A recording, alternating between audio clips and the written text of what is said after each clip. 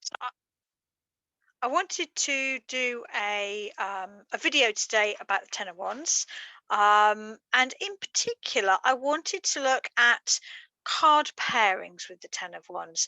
Probably the one question I get asked the most is how do you begin to understand the connection between two cards? And I think basically it is a really hard thing to learn, and it just boils down to lots and lots of practice. So I'd love to do a series of videos now, just exploring one card and how by pairing it to different cards, you can begin to see the different sides to the cards effectively. So the first pairing I want to look at is one that was incredibly important for me. It would have been the January, the year of lockdown, and I was demonstrating the year ahead reading at a workshop for myself. And I got to the end of January and there was the Ten of Wands. Before that, I think it was either the Knight or the Ace of Wands, can't remember.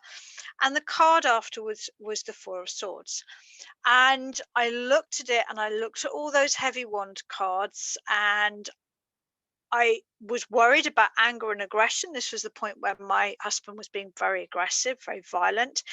And I looked at the Four of Swords, and fear just flooded through me. And I literally thought, oh my God, is that my death?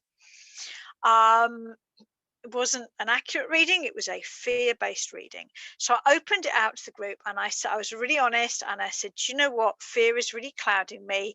What do you guys reckon? And someone leaned forward and they said, oh look, there's your husband carrying all his stuff out of your house, and there's you going, oh my goodness me, the house, it's so peaceful. And that is what happened. Absolutely. At the end of January, my husband left. I was away with the children. I asked him to go. I demanded he went. We came back once he'd left the house, and I just hadn't realized how stressful the house was with him living there. So, with the Ten of Wands, particularly when paired with the Four of Wands, which can mean home, can mean moving home. So if you've asked a question and moving premises, whether that's work or home, is connected with your question, look out for the Ten of Wands, because the bottom line is that is someone carrying all their stuff. So yes, it can mean moving. Four of Wands would likely be moving home. Ace of Pentacles could be moving job, could be moving work premises. Um, it's a curiosity, but the more I look for it, the more I see it, and it's added a genuine accuracy to my readings, because actually moving home is a really complicated one, and this is a lovely little sort of one to look out for. In general, the Ten of Wands by itself is not a particularly negative card. It is a card of having a lot on, and it's a card of doing too much. That can be physically, but this is the Wands, so it can mean energetically. It can mean that you are carrying high expectations of yourself, or you're carrying a lot of aspirations for yourself. And classically, this can be writer's block. You've got so many it's not quite ideas or anxiety, because it's not a card, it's not a sword card, but just too much. There's an essence of too much, an essence of needing to put something down. When it begins to get really complicated or really difficult, this is quite a classic combination. Just going to put them a bit neater. The Nine of Pentacles and the Ten of Wands. Now, as tarot readers, we can never diagnose. That's not our role, and I certainly don't have the skills to do that. But this is sort of basically an OCD or a workaholic. This is somebody who is either over focused on work, or perhaps organizing, cleaning, keeping their life in good order. That's the Nine of Pentacles, to avoid looking at the real situation in their life. That's the Ten of Wands. This combination in particular can mean procrastination through busyness. And a classic example is, if you want to see me clean the kitchen, give me an accounting job to do for my business. You know, I will be as busy as I can to avoid any bookkeeping. It's that sort of thing. The devil and the 10 of wands, it's what we're looking at here. The best way to think about narrating the story between two cards is to find that meaning that joins the two cards. So the 10 of wands, yes, it can mean taking on too much, overburdened. Yes, it can mean a physical or a practical move. But in essence, the way the person's holding the wands, they are not looking at the way in front of them. So there is a feeling here of, I don't want to look. I don't want to look at how much I have to do, sort of a procrastination, if you like. And the thing with the devil is you are chained to an illusion. You are held back by a fear. I often say, the devil's around when you hear yourself saying, "Oh, I'd love to, but." I'd love to do that, but, and then the excuse comes. So this can be, if you're getting this combination, I would say, what is it that you are trying to avoid not seeing? That would be my combination for those two. The Five of Wands is an element of chaos. It's not about, there aren't many bad cards as such, but in essence, in the right place in a reading, I like the Five of Wands. There's growth there. They're building something. They are dancing. They are creating. There is growth in the Five of Wands, even though there's chaos. But the 10 of wands is, I want to keep busy. I don't want to look at this.